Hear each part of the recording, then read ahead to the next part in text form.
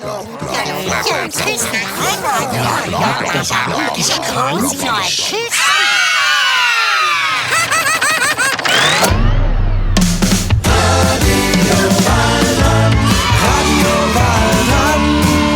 spielen miteinander. Radio Waldrand ist im ganzen Wald bekannt.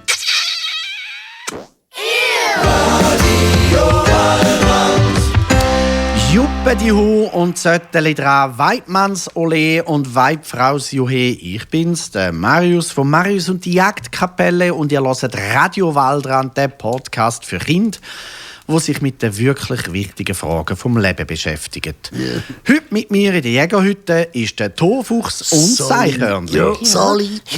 Hoi Kinder mit den Nüssli-Kindern. Seichhörnli will auch noch sagen, dass der Robin aus Kalbrunn die Lösung von meinem Rätsel von der letzten Folge richtig gewusst hat. Ja, und darum das Original Wintervorratsnüssli gewonnen hat. Ich schwöre, die Lösung war Gerbs. Ja, also, wenn also nicht mehr einsickern. Ja, also erstens, Seichhörnli, ist das eine Kastanie die du da verschenkt hast? Eine Kastanie ist ein Austupflock. Hä? Wie sagst du mir? Ja, für Bock.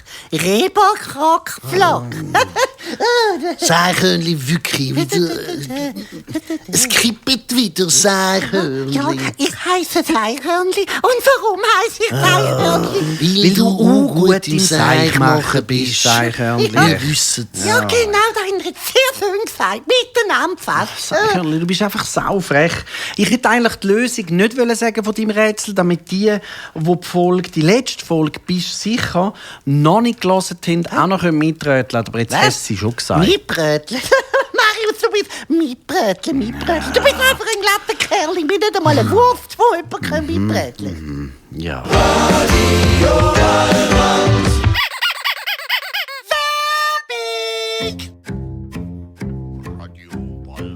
Diese Folge wird euch präsentiert von Raiffeisen. Also Marius, was ist Raiffeisen? Ein Reif aus Eisen, oder was? Eine Bank. Und wieso kein Stuhl? Eine Bank, Seichhörnli, das sind die mit dem Geld, die das Geld von den Leuten sortieren und hüten. Ja so. Und wieso ist eine Bank kein Tisch? Ja, weil man Bank sagt, das hat aber nichts mit einem Bänkli am Waldrand zu tun. Ja. Und wie sagt man denn an einer kleinen Bank das Geld? Jetzt nicht raus. Ja, wenn eine Bank, wo man das Geld drauf tut, mega klein ist, dann ist es ein Bänkli. Seichhörnli! Ja, ist ja gut. Was? Was? Was? Kinderfrage. Die heutige Kinderfrage kommt von der Emily. Emily wahrscheinlich. Ich weiss nicht, Emily oder Emily. Sie ist 8 und hat 2 Geschwister, die Elli und die Ella. Und, also warte mal, die heissen Emily, Elli und Ella. Wenn die Emily jetzt 2 Brüder Ja, hat... also dann ist ja klar, dann würden die Erich und Eugen heißen. Weiss, einfach sicher mit dem E, hat sich der Papi gesagt. Wahrscheinlich. Hallo, es geht jetzt darum, was die Emily uns für eine Frage geschickt hat. Die Emily fragt nämlich, wieso gibt es Krieg? Vielleicht fragt Emily das, weil wir gerade im Moment auf der Welt ein bisschen viel Krieg haben. Also was ist denn das? Krieg? Ja, also Krieg ist... wie kann ich dir jetzt das erklären, Seichhörnli? Krieg ist so ein bisschen, wie wenn 2 Länder miteinander so fest streiten. Ja, stimmt eigentlich. Ja, das kann man schon so sagen, Seichhörnli. Ja. Aber man kann auch sagen, dass wenn 2 Menschen miteinander streiten, dann ist es einfach ein Streit. Mit so Schimpfen, leider auch mal reinhauen, klüben, sich anfluchen. Ihr kennt das Kind daheim. Ja. Und wenn 2 Schulklassen zum Beispiel miteinander streiten, dann ist es eine Rauferei oder eine Schlägerei. Weil je mehr streitet, desto gröber wird's. Dann gehen mal 3 auf eine los und so. Es gibt natürlich in dieser Schulklasse sicher auch Kinder, die eigentlich gar nicht mitstreiten wollen. Die machen dann aber gleich beim Streit mit, vielleicht weil sie Angst haben, dass sie sonst von den anderen noch drankommen, wenn sie nicht mitstreiten. Also, ja, das stimmt. Es ist es ist aber Krieg und aber doch nicht Krieg. Das ist schwierig. Also ich komme immer noch nicht raus. Und Hofus, du tönst wieder ein bisschen wie der Marius, wenn er Züge erklärt. Ja, danke. Ja, und wenn 2 Länder miteinander streiten, dann sagt man Krieg.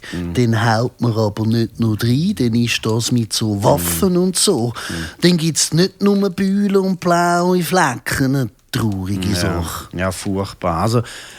Also wenn man sicher mal sagen kann, was sicher stimmt, ist, Krieg ist furchtbar. Ja. Und immer leiden die Kleinsten und die Schwächsten am meisten. Ob jetzt 2 Leute, 2 Gruppen oder 2 Länder sich aufs Dach gehen.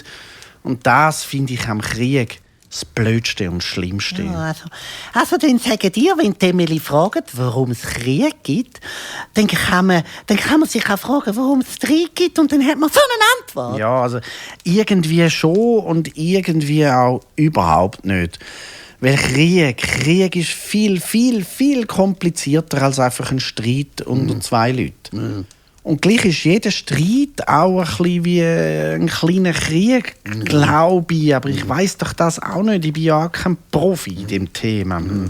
Also letztens hatte ich einen Streit mit einem Fuchs aus dem Nachbarswald, weil der in mein Revier, also einfach in meinen Wald gekommen ist und gesagt hat, er bleibe jetzt da.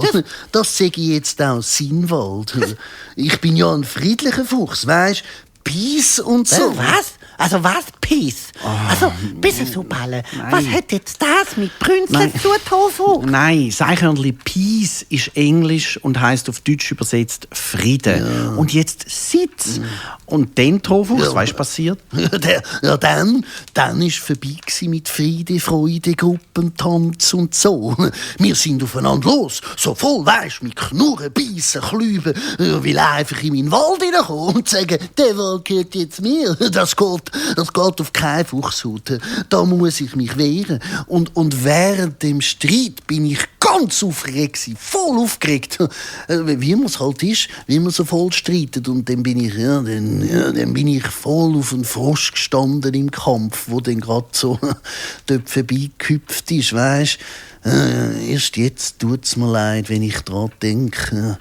Ja, der hätte ja auch nichts dafür können, dass der Fuchs und ich Streit hatten. Mann, Krieg und Streit ist einfach immer ein Seich. Also Jägerli, nein auch. Das arme Frössli. Ich sag's ja, meistens leiden die mit dem Streit oder eben dem Krieg gar nichts zu tun haben, am meisten. Ja. Wie der Frosch, der in einen Streit hineingeraten ist und eigentlich ja gar voll nichts zu tun hat mit dem Streit. Ja, du Fuchs. Ja, was? Ich weiss, du bist ein starker, guter Fuchs. Ja, merci. Danke. Morgen gehst du in den Nachbarswald und redest mit dem Fuchs. Sagst ihm zum Beispiel, er könne immer, weiss doch nicht, am Donnerstag zu dir kommen, in den Wald jagen. Weil vielleicht hat der Brünzli ihm ja alle seine Beutetiere weggejagt. Ja. Und jetzt findet er nichts mehr zu essen im Wald. Ja, der Oberjägermeister Brünzli wieder. Wahrscheinlich ist er schon. Ja, wahrscheinlich so. Und ich suche den Frosch und bringe ihn an Marius, den Pflegten rein. Ja, aber ich glaube nicht, dass Emily zufrieden ist mit unserer Antwort auf die Frage, warum es Krieg gibt in der Welt. Ich weiss, wem ich jetzt gerade anrufe. Der Sarah Bütikofer. Ja, die kenne ich vom Fernsehen, weißt, von der Tagesschau und so. Dort sagt sie immer etwas zur Politik und die kommt mega draus. Warte, ich habe doch irgendwo ihre Nummer. Warte. Der Herr kennt Leute aus dem Fernsehen. Du bist zum Blöffer, Marius. Also, was? Das ist eine Politikwissenschaftlerin und so. Die weiss das schon, die kommt mega draus mit so Sachen und die kann uns vielleicht sagen, warum es Krieg gibt. Und das uns schön langsam erklären. So, ich rufe ab. Psst, Achtung. Ja, ist ja gut. So. Nimmt sie ab. Ja, Achtung. Hoi, Sarah, ich bin's, der Marius. Du? Ja. Du, Frage. Emily ist 8 und hat uns von Radio Waldrand gefragt, warum es Krieg gibt. Marius, Ja, Krieg. Und jetzt habe ich gedacht, vielleicht weisst du kannst den Kindern, den Kindern erklären, Marius, was Krieg ist. Hä? Ja, jetzt gerade. Marius, mach mal laut, das ist extrem langweilig für uns. Mach mal laut, damit Ja, wir sie stimmt. auch hören. Warte schnell, Sarah. Ich mache die laut, damit die Kinder dich auch hören. Warte, jetzt so. Achtung, so. Zum einem Krieg kommt es eigentlich nur dann, wenn etwas wirklich gewaltig schief gelaufen ist. Normalerweise haben Länder, die miteinander über irgendetwas streiten, keinen Krieg. Also es gelingt eigentlich fast immer, Spannungen und Ungleichheiten oder Unzufriedenheiten, wo zwei Länder, häufig sind das ja Nachbarländer, oder auch Völker, die auf dem gleichen Boden, in einem gleichen Land leben, wo die miteinander haben, fast immer kann man das auf friedliche Art lösen. Indem man miteinander redet, indem man miteinander verhandelt, indem die einen ein bisschen nachgeben oder den anderen etwas geben und die anderen sind dann mit dem zufrieden. Okay, warte mal, Sarah. Siehst du, Fuchs, das ist wie du und der Fuchs aus einem anderen Revier. Nur haben ihr zuerst gestritten oder Krieg gehabt und dann redet ihr aber eigentlich, wäre es viel gescheiter, wenn man zuerst redet, dass es keinen Streit und Krieg gibt, oder? Ja, da hast du natürlich schon recht, Marius. Ja, schon recht. Das ist eigentlich der Normalfall. Es gibt ganz häufig so Streitigkeiten und Konflikte zwischen Ländern, aber fast nie gibt es einen Krieg. Wenn die Leute mitreden im Land, wenn die Regierung nicht einfach machen kann, was sie will, und auch die Länder, wo es allgemein einfach besser geht, wo mehr Geld vorhanden ist, wo einfach allgemein so ein bisschen die Art und Weise, wie man leben kann, besser ist, wenn man gute Schulen hat, gute Spitäler, alle Leute genug zu essen, feines Essen, eine schöne Umgebung, gute Häuser und so weiter. Je besser es den Ländern geht und eben auch den Leuten, die in diesem Land leben, desto weniger häufig kommt es eben vor, dass dann ein Konflikt mit einem anderen Land in einem Krieg endet. Warum es eben doch Krieg gibt, das ist halt, weil zwei Nachbarländer sich nicht einigen können, wem ein bestimmter Boden gehört. Und meistens ist es nicht einfach nur das Land, das interessiert, sondern was unter dem Land ist, also sogenannte Bodenschätze. Wenn es zum Beispiel Öl hat in dem Land oder andere wichtige Materialien, dann kann es sein, dass sich die Länder dann miteinander streiten und sich nicht einig werden, wem das Land inklusive eben die Bodenschätze gehören. Manchmal ist es auch Wasser oder eine Insel, wo man sich darüber streitet. Und manchmal ist es auch einfach so, dass ein Land ganz fest Angst hat vor seinem Nachbarland und denkt, dass das Nachbarland etwas Gemeines vorbereitet, um das andere Land dann überfallen. Und dann denkt das eine Land, ja, am besten sind wir einfach die Ersten und fangen mit dem Krieg zuerst an. Und es hat auch schon Kriege gegeben, weil das eine Land sich für etwas rächen, was das andere Land gemacht hat. Meistens sind das aber nur wenige böse Menschen und dann reagiert das Nachbarland so, dass es dann einfach einen Krieg anfängt, um quasi das Land zu bestrafen, wo eben die bösen Leute hergekommen sind. Das ist aber sehr selten der Fall. Und was man natürlich auch muss sagen, es gibt halt auch Leute, die vom Krieg profitieren. Die meisten Leute finden natürlich, ein Krieg ist eine ganz schlechte Lösung und wollen keinen Krieg. Und sind eigentlich immer der Meinung, ein Krieg ist das Schlimmste, was passieren kann. Und es ist immer besser, wenn es keinen Krieg gibt. Aber die Leute, die zum Beispiel Waffen produzieren, Panzer herstellen, Kriegsflugzeuge oder Kriegsschiffe bauen, also die Leute, die diese Sachen herstellen, die haben natürlich schon ein gewisses Interesse daran, dass es eben Kriege gibt. Weil wenn niemand einen Krieg führt, braucht niemand Waffen. Und dann will dann niemand Waffen kaufen. Und die Leute, die Waffen herstellen, ja, die können dann ihre Produkte niemandem verkaufen. Was man aber schon auch noch sagen muss, auch wenn es zu einem Krieg kommt, ist nicht alles erlaubt. In einem Krieg gibt es Regeln. Die sind schon ganz alt und die haben eigentlich die grossen, mächtigen Länder auf der Welt miteinander abgemacht. Und es gibt jetzt ein Gesetz, das regelt, was ein Land, das im Krieg ist, darf machen und was es eben nicht darf machen. Ganz wichtig ist, dass zum Beispiel Kinder im Krieg geschützt sind. Also Kinder dürfen wir nicht angreifen und Orte, wo Kinder sind, zum Beispiel Schulen, die dürfen wir nicht angreifen. Oder auch Spitäler dürfen wir nicht angreifen, Altersheim, überall dort, wo die Leute sind, die nicht im Krieg sind, die sind geschützt. Danke vielmals, Sarah. Das war Sarah Bütikofer. Sie ist Politikwissenschaftlerin und hat die Frage beantwortet, warum gibt es Krieg? Marius, ich brauche mal eine Erfrischung. Ich brauche unbedingt jetzt mal eine Erfrischung. Was immer mit so Krieg und so traurig und so. Ich bräuchte jetzt unbedingt etwas, wo ich lachen kann. Können wir nicht nur eins, schönes Fluchwort vom Oberjägermeister Brünzli lernen, wo man sagen wo niemand schimpfen darf. Komm mal eins, Marius. Ja, also gut. Also, dann gehe ich jetzt den Herrn Brünzli fragen, über uns zur Erfrischung, wie du sagst, ein Fluchwort sagt, man darf sagen. Achtung.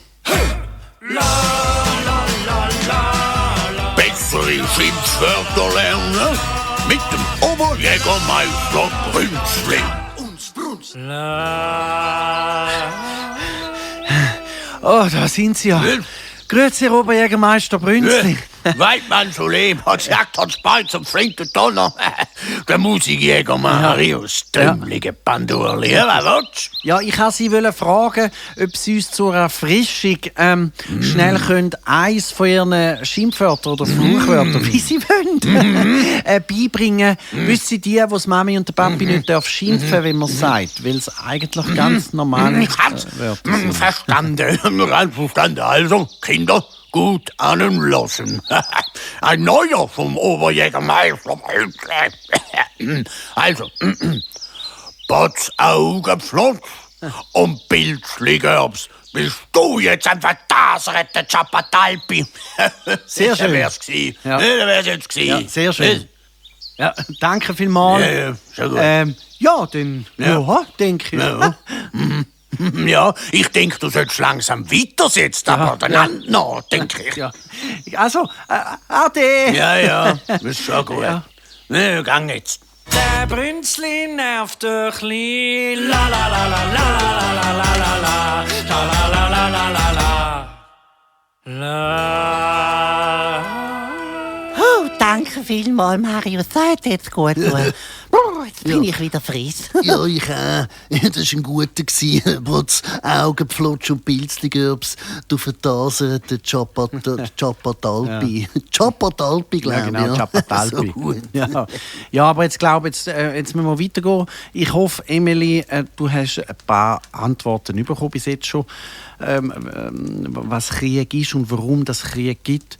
Und jetzt nimmt es mich eben aber doch noch Wunder, weil ja so viele Kinder zulassen, wie das so ist für Kinder. Ja, dass die Marius weiss, hast nicht nochmal so eine Spezialistin oder so ein Spezialist? Weiss, ich höre die so gern. Die reden so sehr schön und sehr gut. Da könnte man doch jemanden fragen. Ja, weißt, wer hilft den Kindern und sorgt sich auch um die, wo wie der Frosch bei euch, Torfuchs, in einen Krieg hineingeraten sind, obwohl sie gar nichts damit zu tun haben? Keine Ahnung. UNICEF. Aha, stimmt ja, das UNICEF, stimmt ja. Das sind doch die... Ja, das sind die mit den Sternenwochen und so, weiss. Die kenne ich, die sorgen sich um alle Kinder auf der ganzen Welt, die es nicht so gut geht. Ja, genau. Darum rufe ich am Jürg Keim an, so heisst der Jürg Keim, der ist von UNICEF und ist da für alle Fragen, die die Leute haben an UNICEF. Super. Ich rufe dem gerade mal an. So. Was? Marius! Achtung, er nimmt ab. Marius! Ja, grüezi, Herr Keim, da ist Marius. Was? Ja, Sie können mir schon Herr Marius sagen, aber sonst sage ich Jürg, ist gut. Marius! Wir haben verschiedene Fragen. Wir haben hier die Frage, warum gibt es Krieg in unserem Podcast? Und ich wollte dich fragen, wie ist das eigentlich so für ein Kind, das in einem Kriegsgebiet ist, an einem Ort, in einem Land, wo es Krieg gibt? Mach mal laut! Mach laut! Aha, ja, ich mache laut. Stell dir vor, dein Daheim ist plötzlich nicht mehr sicher. Für viele Kinder ist genau das der Alltag in einem Kriegsgebiet. Vielleicht können sie nicht mehr in die Schule gehen, weil das Schulgebäude zerstört ist oder der Schulweg zu gefährlich ist. Und oft gibt es auch nicht genug zu essen für alle oder sauberes Wasser und auch keinen sicheren Ort zum Schlafen. Viele Familien müssen darum von ihrem Zuhause flüchten und wissen nicht, was sie am nächsten Tag angehen. Trotzdem versuchen die Kinder so gut es geht, zu spielen, zu lernen und einfach Kinder sein, wo noch immer und wann immer möglich. Man hofft, dass die da schaffen, um wenigstens ein bisschen Kind zu sein, wenn sie es aussen so streng haben und so traurig ist. Auch. Ja, aber warum sind Kinder denn Teil von einem Krieg, Jürg, obwohl sie gar nichts dafür können? Kinder sind nie schuld an einem Krieg, aber sie sind die am meisten darunter leiden. Krieg passiert immer zwischen Ländern oder Gruppierungen und Kinder leben dann genau dort, wo die Konflikte stattfinden. Und deshalb sind sie ja oft mittendrin, auch wenn sie mit dem Streit selber nichts zu tun haben. Aber ihre Schulen, ihre Häuser und ihre Familien sind direkt betroffen.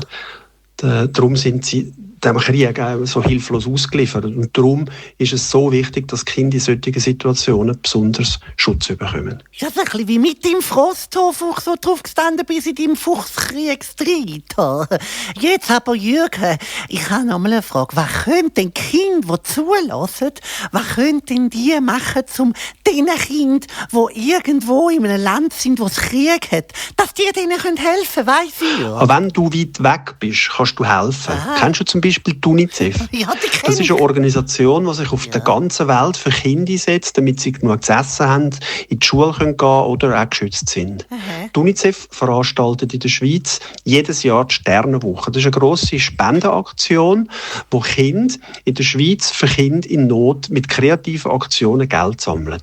Zum Beispiel mit einem Kuchenstand, einer Theateraufführung oder einem Konzert. Und auch du kannst mitmachen. Sei es allein, mit Freunden, deinen Geschwistern oder auch mit der Schulklasse. Frag doch mal deinen Lehrer, ob er das Jahr an der Sternenwoche mitmachen will. Ja, sie fragen mal meinen Lehrer Marius. Sollen wir an der Sternenwoche mitmachen mit Radio Waldrand? Also, wir sind wir sind ja kein Kind. Ich bin ein Mann, ein Erwachsener und ihr seid Tier. Also gut, ihr könnt schon etwas basteln. Das besprechen wir nachher. Auf alle Fälle, alle Kinder, die zulassen, unten dran beim Podcast, in den sogenannten Shownotes, sagt man denen, dort habe ich einen Link zu UNICEF antun. Wenn ihr mitmachen wollt, könnt ihr dort draufklicken. Ich hoffe, es machen ganz viel mit, weil es ist nämlich eine gute und lässige Sache. Also gut. Du solltest vielleicht mal noch Jürg Ciao sagen. Ich meine, wäre vielleicht noch anständig. Ja, stimmt. Marius. Hallo Jürg, ciao Jürg. Jürg? Ja, der ist weg. Der ist schon wieder unterwegs, zum den Kindern helfen. Ja. UNICEF, die sind schon super. Ja, also die gut. sind sehr gut. Also, Also Marius, ich bin ganz blem von dem Podcast. Das ist mega dringend. Aber gut. Ja. Also, wir kommen drum zum Ende. Kinder, Krieg ist ein Seich. Und ihr Kinder und ich, wir können nicht viel dafür machen, dass es keinen Krieg mehr gibt auf der Welt. Wir können einfach schauen, dass wir wenigstens versuchen, untereinander ein bisschen Frieden zu haben. Dass wir miteinander ein bisschen reden und nicht reinhauen, ein bisschen lieb sind und so. Ja. Also wer es schafft, 1 Jahr lang nie reinzuhauen, Kind, dem schenke ich mein Winterfell. Das Winterfell, dann bis im Winter Blut. Ja, lieber Blut als Dreischlag, Krieg und so. Ich komme draussen. Peace und so. Peace! Seichhörnli, mir sagt Peace, das ist Englisch und heisst Frieden. Mann. Ist ja gut. Also gut. Ciao miteinander. Ciao zusammen, Tschüss, tschüss. bis zum nächsten Mal. Radio Waldrand, wir spielen miteinander. Radio Waldrand ist Radio, wo entspannt, von A bis Z brillant. Radio Waldrand.